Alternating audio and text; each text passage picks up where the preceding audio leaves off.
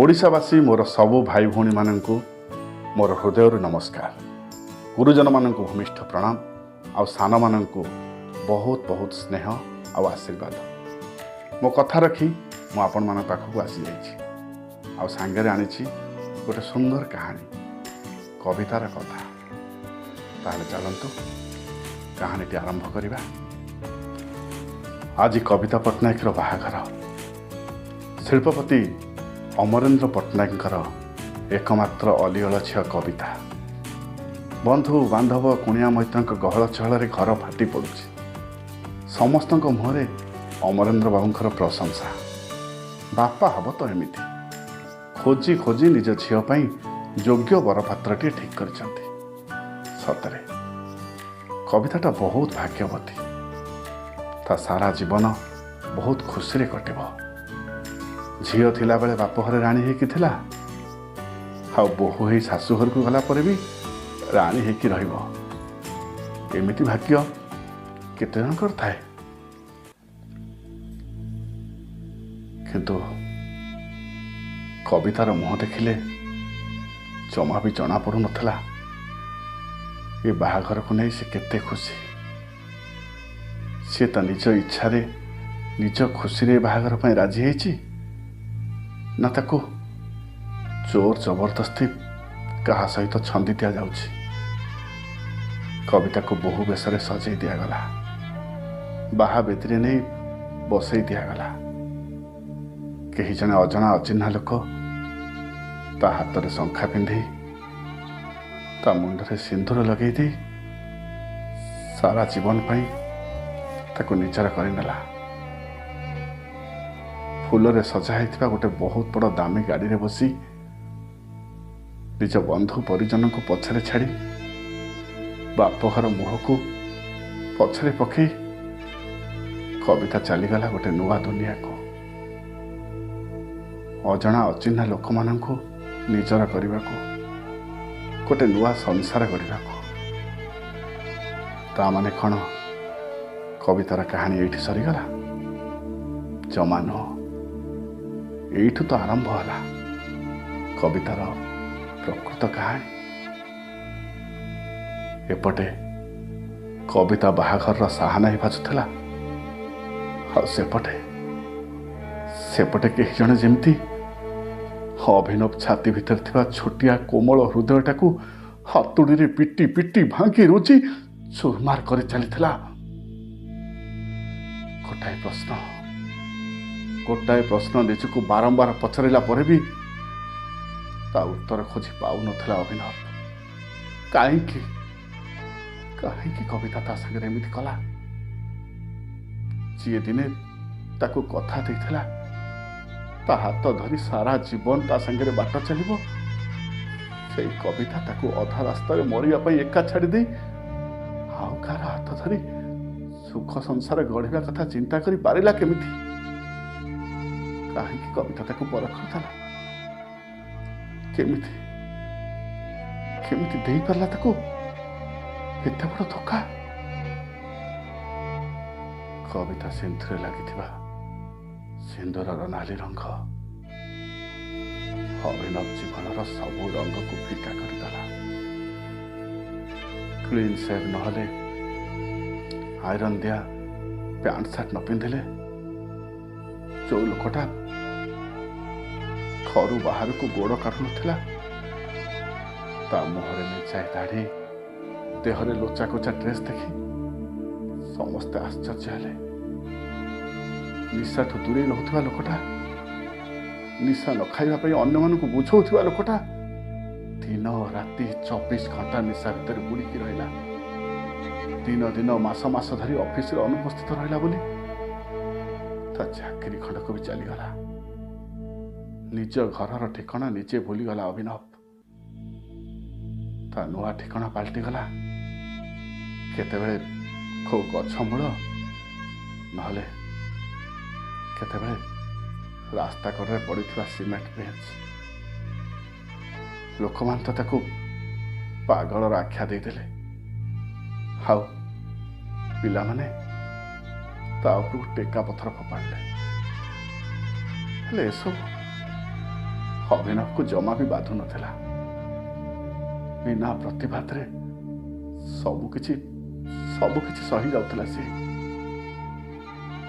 କବିତା ଦେଇଥିବା ଏତେ ବଡ଼ ଧୋକାକୁ ଯିଏ ସହିଗଲା, ତା ପାଇଁ ଏସବୁ ତ ନିହାତି ମାମୁଲି, ନିହାତି ସାଧାରଣ କଥା। ଆରେ ସେ ତ ବଞ୍ଚିବାକୁ ହିଁ ଚାହୁଁନଥିଲା, ହେଲେ ଏଇଥିପାଇଁ ମରିପାରୁନଥିଲା। କାହିଁକି ନା ସମସ୍ତଙ୍କ ଭାଗ୍ୟ ଲେଖିଥିବା ବିଧାତା ତା ମରିବା ସମୟ ବୋଧେ ଏପର୍ଯ୍ୟନ୍ତ ଲେଖିନଥିଲେ। ସମୟ କାହାକୁ ଅପେକ୍ଷା କରେ ନାହିଁ। ଆଗକୁ ବଢ଼ି ଚାଲିବା ହେଉଛି ସମୟର ଧର୍ମ। ନା ସେ ନିଜେ କେବେ ପଛକୁ ଫେରି ଚାହେଁ, ନା କାହାକୁ ପଛକୁ ଫେରିବା ପାଇଁ ସୁଯୋଗ ଦିଏ। ୟା ଭିତରେ କବିତା ବାହାଘରକୁ 4 ବର୍ଷ ପୁରି ଯାଇଥିଲା। ହେଲେ ଅଭିନବ ଜୀବନରେ ସମୟର ଘଣ୍ଟା ଘଣ୍ଟା, ମିନିଟ୍ ଘଣ୍ଟା, ସେକେଣ୍ଡ ଘଣ୍ଟା ସେଇ ମୁହୂର୍ତ୍ତରେ ଗୋଟେ ଜାଗାରେ ଅଟକି ଯାଇଥିଲା, ଯୋଉ ମୁହୂର୍ତ୍ତରେ ବାହା ବେଦିରେ ସୁଜିତ ସାଙ୍ଗରେ କବିତାର ହାତ ଗଣ୍ଠି ପଡ଼ିଥିଲା। ସେଇ ଦିନଠୁ ଆଜି ପର୍ଯ୍ୟନ୍ତ ଗୋଟେ ନିର୍ଜୀବ ଶରୀରକୁ ନିଜ କାନ୍ଧରେ ବୋହି ବାଟ ଚାଲୁଛି ଅଭିନବ। ଆଉ କେତେ ଦିନ ଯେ ତାକୁ ଏମିତି ବଞ୍ଚିବାର ଅଭିନୟ କରିବାକୁ ପଡ଼ିବ, ସେ କଥା ସେ ନିଜେ ବି ଜାଣିନି। ଦିନ ସରି ରାତି ହଉଥିଲା, ରାତି ପାହି ପୁଣି ଥରେ ଦିନ ହଉଥିଲା। ମାସ ପରେ ମାସ, ବର୍ଷ ପରେ ବର୍ଷ ବିତି ଚାଲିଥିଲା, ହେଲେ ଅଭିନବ ଜୀବନରେ କିଛି ବି ବଦଳୁ ନଥିଲା। ହେଲେ ସେଦିନ ହଠାତ୍ କିଛି ଗୋଟେ ବଦଳିଗଲା। କାହିଁକି ନା ସେଦିନର ଅପରାହ୍ନଟା ଅନ୍ୟ ଦିନମାନଙ୍କ ଭଳି ନଥିଲା। ଅନ୍ୟମନସ୍କ ଭାବରେ ଅଭିନବ ରାସ୍ତା ପାର ହଉ ହଉ ହଠାତ୍ ଗୋଟେ କାର ଆସି ତାକୁ ଧକ୍କା ଦେଲା। ତଳେ ପଡ଼ିଗଲା ଅଭିନବ। ଚାରିଆଡ଼େ ଲୋକମାନେ ଦୌଡ଼ି ଆସିଲେ। କାର ଡୋର ଖୋଲି ଓହ୍ଲେଇଲା ଜଣେ ସୁନ୍ଦରୀ ଯୁବତୀ ଶିଖା। ନିଜ ଭୁଲ ପାଇଁ ସମସ୍ତଙ୍କୁ ହାତ ଯୋଡ଼ି କ୍ଷମା ମାଗିଲା, ଆଉ ଅଭିନବକୁ ନିଜ କାରରେ ଟ୍ରିଟମେଣ୍ଟ ପାଇଁ ହସ୍ପିଟାଲ ନେଇଗଲା। ବେଶୀ କିଛି ହେଇନଥିଲା ଅଭିନବର।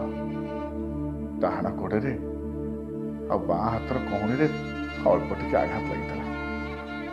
ଟ୍ରିଟମେଣ୍ଟ ସରିବା ପରେ ଶିଖା ଯେତେବେଳେ ଜାଣିଲା ଅଭିନବରେ ଦୁନିଆରେ କେହି ବି ନାହାନ୍ତି, ସେ ତାକୁ କହିଲା ତା ସାଙ୍ଗରେ ତାଙ୍କ ଘରକୁ ଯିବା ପାଇଁ।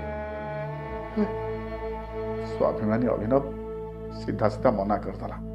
ହେଲେ ଶିଖାକୁ ଛାଡ଼ିବା ଝିଅ, ତାର ଏକା ଜିତ୍, ମୋ ପାଇଁ ତମର ଆକ୍ସିଡେଣ୍ଟ ହେଇଛି, ତେଣୁ ଅନ୍ତତଃ ଯେ ପର୍ଯ୍ୟନ୍ତ ତମେ ସମ୍ପୂର୍ଣ୍ଣ ସୁସ୍ଥ ନ ହୋଇଛ ସେ ପର୍ଯ୍ୟନ୍ତ ତମେ ମୋ ପାଖରେ ରହିବ, ତମର ସବୁ ଦାୟିତ୍ୱ ମୁଁ ନେବି। ଅଭିନବ କିଛି କହିବା ପାଇଁ ଯାଉଥିଲା, ହେଲେ ଶିଖା କିଛି ଶୁଣିଲାନି। ଜୋର ଜବରଦସ୍ତ ତାକୁ ସାଙ୍ଗରେ ନେଇଗଲା। ଡବଲ ବେଡରୁମ୍ର ଛୋଟିଆ ଫ୍ଲାଟଟା ଭିତରେ ପଶୁ ପଶୁ ଆଶ୍ଚର୍ଯ୍ୟ ହେଲା ଅଭିନବ। ନିଜ ପସନ୍ଦର ସବୁ ଜିନିଷ ଶିଖାର ଫ୍ଲାଟରେ ଦେଖି, ଏଇ ଯେମିତି କାନ୍ଥରେ ସାଇବାବାଙ୍କ ଫଟୋ, ଦରଜାରେ ଝରକାରେ ନୀଳ ରଙ୍ଗର ପରଦା, ଆଉ ଟେବୁଲ ଉପରେ କାଚ ଗ୍ଲାସରେ ଗୋଲାପ ଫୁଲ। ଗୋଲାପ ଫୁଲ ପ୍ରତି ଅଭିନବର ବହୁତ ଦୁର୍ବଳତା।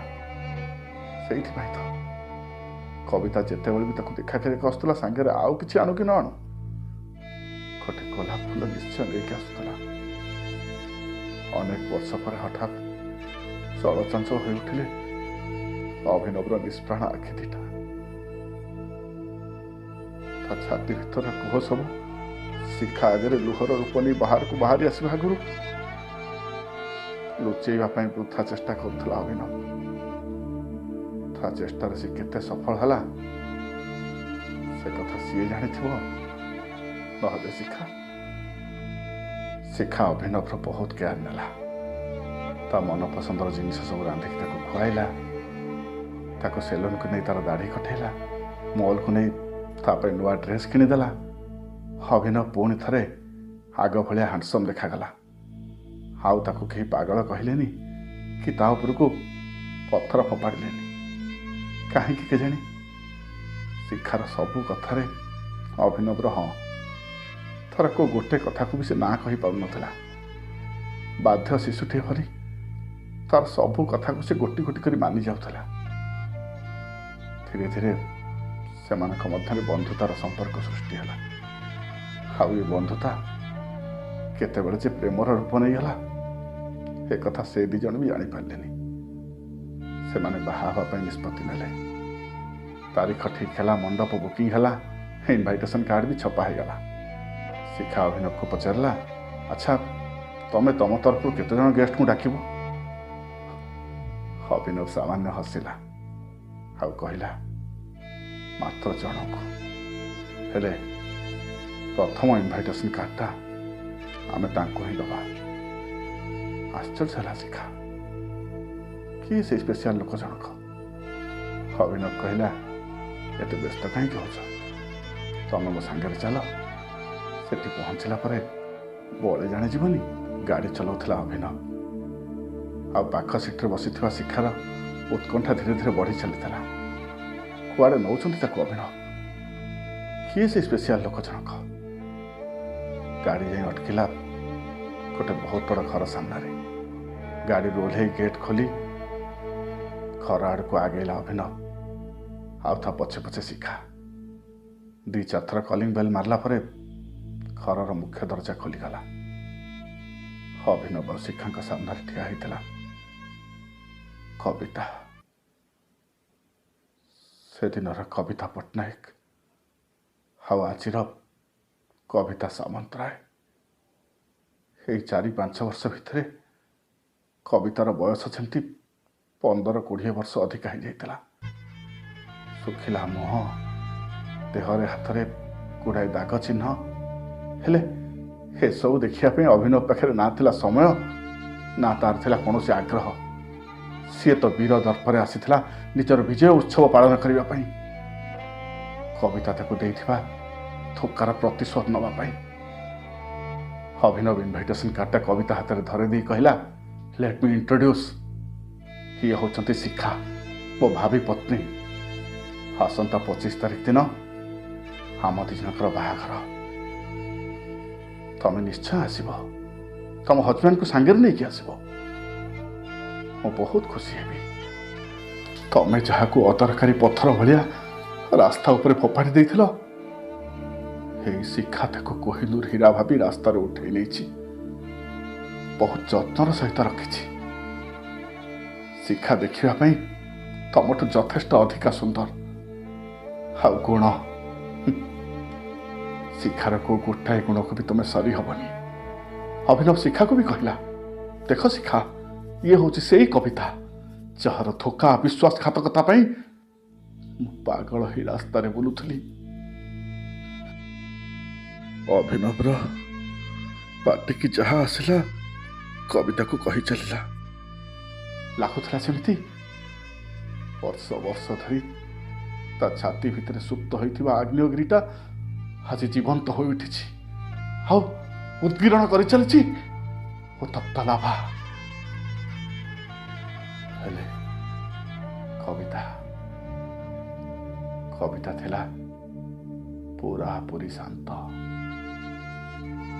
ଏକ ଲୟରେ ଅଭିନବ ମୁହଁକୁ ଚାହିଁ ଗୋଟି ଗୋଟି କରି ତାର ସବୁ କଥାକୁ ଶୁଣି ଚାଲିଥିଲା।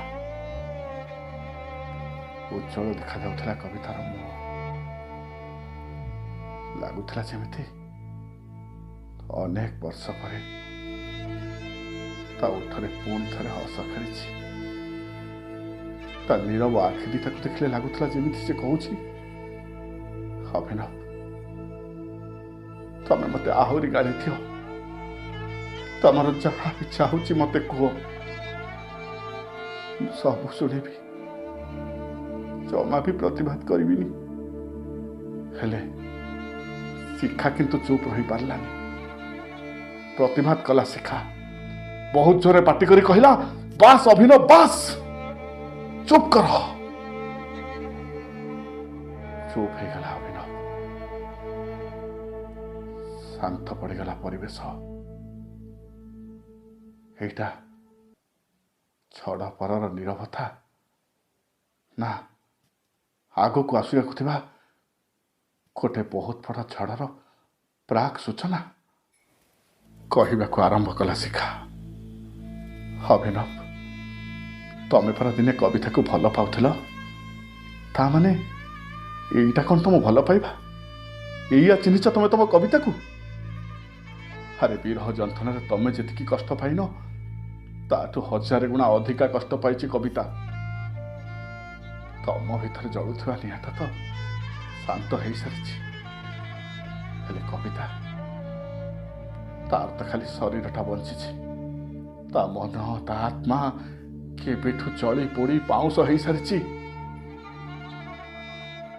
ଥରେ ଟିକେ କବିତାର ମୁହଁକୁ ଚାହିଁଲ, ତମକୁ କ'ଣ କିଛି ଦେଖାଯାଉନି?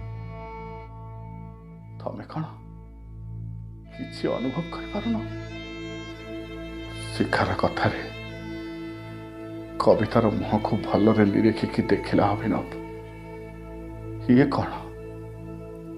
କବିତାର ମୁହଁ ଏମିତି ଶୁଖିଲା କାହିଁକି ଦେଖାଯାଉଛି?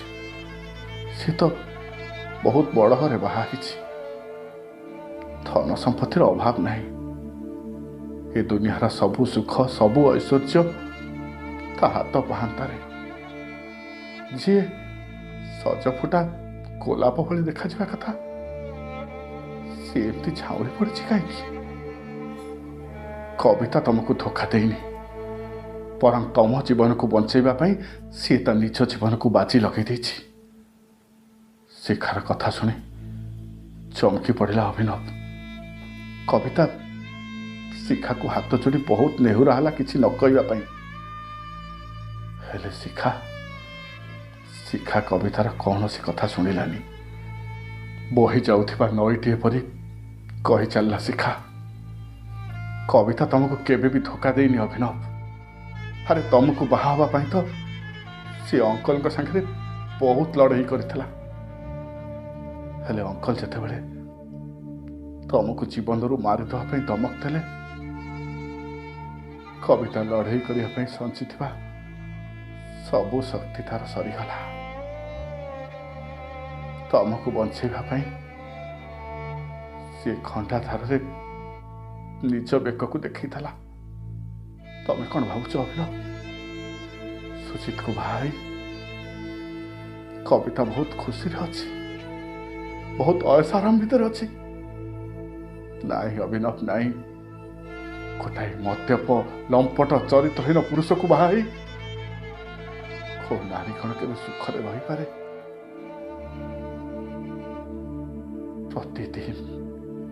ପ୍ରତିଦିନ ମାନସିକ ଆଉ ଶାରୀରିକ ନିର୍ଯାତନା ସହି ସହି ସେ ଯଦି ଆଜି ବଞ୍ଚି ରହିଛି କେବଳ ତମକୁ ଟିକେ ଖୁସିରେ ଦେଖିବା ପାଇଁ। ତମେ କ'ଣ ଭାବୁଛ ଅଭିନବ? ତମ ସହିତ ମୋର ଦେଖା ହେବାଟା ଗୋଟେ ସଂଯୋଗ ଥିଲା? ନା ଅଭିନବ, ନା। କବିତା ଯେତେବେଳେ ଜାଣିଲା ତମେ ତାକୁ ହରେଇ ପାଗଳଙ୍କ ପରି ରାସ୍ତାରେ ବୁଲୁଛ, ସିଏ ମୋ ହାତ ଗୋଡ଼ ଧରି ବହୁତ ନେହୁରା ହେଲା ତମକୁ ବଞ୍ଚେଇ ଦେବା ପାଇଁ। ତମେ କ'ଣ ଖାଇବାକୁ ଭଲ ପାଅ, ତମେ କ'ଣ ପିନ୍ଧିବାକୁ ଭଲ ପାଅ, ତମର କ'ଣ ପସନ୍ଦ, ତମର କ'ଣ ନାପସନ୍ଦ, କୋଟି କୋଟି କରି ମୋତେ ସବୁ କହିଲା। ମୋ ପିଲାଦିନର ସାଙ୍ଗର କଥାକୁ ମୁଁ କାଟି ପାରିଲିନି। ସେ ମୋତେ ଯେମିତି ଯେମିତି କହିଲା ମୁଁ ଠିକ୍ ସେମିତି କରି ଚାଲିଲି। ତମେ ଯଦି ଆଜି ରାସ୍ତାରେ ବୁଲୁଥିବା ଗୋଟେ ପାଗଳରୁ ପୁଣି ଥରେ ଭଲ ମଣିଷ ହେଇପାରିଛ, ସେଥିରେ ମୋର କୌଣସି ହାତ ନାହିଁ। ଏଇଟା ସମ୍ଭବ ହେଇପାରିଛି କେବଳ କବିତା ପାଇଁ। ଅଭିନବକୁ ଲାଗୁଥିଲା ଯେମିତି ସେ ସ୍ଥାଣୁ ପାଲଟି ଯାଉଛି, ତା ଚାରିପଟେ ବହୁଥିବା ପବନ ସ୍ଥିର ହେଇଯାଇଛି। ଲୁହ ଠଳ ଠଳ ଆଖିରେ କବିତାକୁ ବୁଲି ଚାହିଁଲା ଅଭିନବ। ହେଲେ ଇଏ କ'ଣ ହେଲା କବିତାର? ହଠାତ୍ ସେ ଚେତା ହରେଇ ତଳେ ପଡ଼ି ଯାଉ ଯାଉ ତାକୁ ଧରି ପକେଇଲା ଅଭିନବ। ଶିଖା ଭିତରକୁ ଦୌଡ଼ି ଯାଇ ପାଣି ଆଣି ଛିଞ୍ଚି ପକେଇଲା କବିତାର ମୁହଁରେ। ହେଲେ ନା, ଆଉ କିଛି ବି ଲାଭ ହେଲାନି। କବିତାର ଚେତା ଆଉ ଫେରିଲାନି। ଫେଁ ଫେଁ ହେଇ ଛୋଟ ପିଲାଟି ପରି କାନ୍ଦି ଉଠିଲା ଅଭିନବ। କାହିଁକି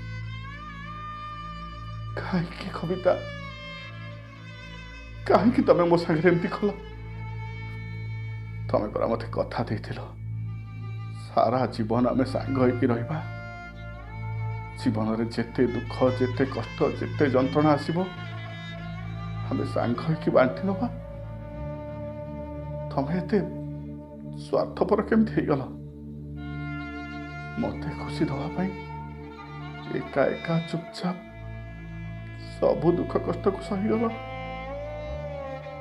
କଣ ସବୁ ଭାବିଥିଲି ମୁଁ ତମ ବିଷୟରେ? ମୋ ଭଳିଆ ଗୋଟେ ପାପୀକୁ ଟିକେ ପ୍ରାୟଶ୍ଚିତ କରିବା ପାଇଁ ବି ସୁଯୋଗ ଦେଲନି। ଅଭିନବର କାନ୍ଧରେ ହାତ ରଖିଲା ଶିଖା। କହିଲା, ବିଚାରୀଟା ବୋଧେ ଏଇ ମୁହୂର୍ତ୍ତକୁ ଦେଖିବା ପାଇଁ ଅପେକ୍ଷା କରିଥିଲା। ସେ ଜାଣିଗଲା ତମେ ଏବେ ଖୁସିରେ ରହିବ, ଆଉ ତାର କିଛି ଚିନ୍ତା ନାହିଁ। ଦେଖୁନ କେମିତି ଅଚିନ୍ତା ନିଦରେ ଶୋଇପଡ଼ିଛି। ନିଜର ଦୁଇ ହାତ ପାପୁଲିରେ କବିତାର ମୁହଁକୁ ତୋଳି ଧରିଲା ଅଭିନବ। ବହୁତ ଦିନ ପରେ ପୁଣି ଥରେ ଉଜ୍ଜଳ ଦେଖାଯାଉଥିଲା କବିତାର ମୁହଁ। ହସ ହସ ମୁହଁରେ ସେ ଯେମିତି ଅଭିନବକୁ କହୁଥିଲା, ଛି ତମେ ଏମିତି ଛୋଟ ପିଲାଙ୍କ ଭଳିଆ କାନ୍ଦୁଛ କ'ଣ? ତମେ ଯଦି ଏମିତି କାନ୍ଦିବ ମୁଁ କ'ଣ ସେପାରିରେ ଖୁସିରେ ରହିପାରିବି? ତମ ପାଇଁ ପରା ମୁଁ ଏତେ କଷ୍ଟ ସହିଲି। ଏବେ ତ ମୋତେ ଅନ୍ତତଃ ଟିକେ ଶାନ୍ତିରେ ରହିବାକୁ ଦିଅ। ଏଇଠି ଶେଷ ହେଲା ଆମର କାହାଣୀ, କବିତାର କଥା। କେମିତି ଲାଗିଲା ଆପଣମାନଙ୍କୁ କାହାଣୀଟି? କମେଣ୍ଟ ବକ୍ସରେ ଆମକୁ ଲେଖିକି ନିଶ୍ଚୟ ଜଣାଇବେ। ବହୁତ ଶୀଘ୍ର ପୁଣି ଆପଣମାନଙ୍କ ସହିତ ଦେଖାହେବ ଆହୁରି ଗୋଟିଏ ସୁନ୍ଦର କାହାଣୀ ସହିତ। ସେତେବେଳେ ପର୍ଯ୍ୟନ୍ତ ରହୁଛି, ନମସ୍କାର।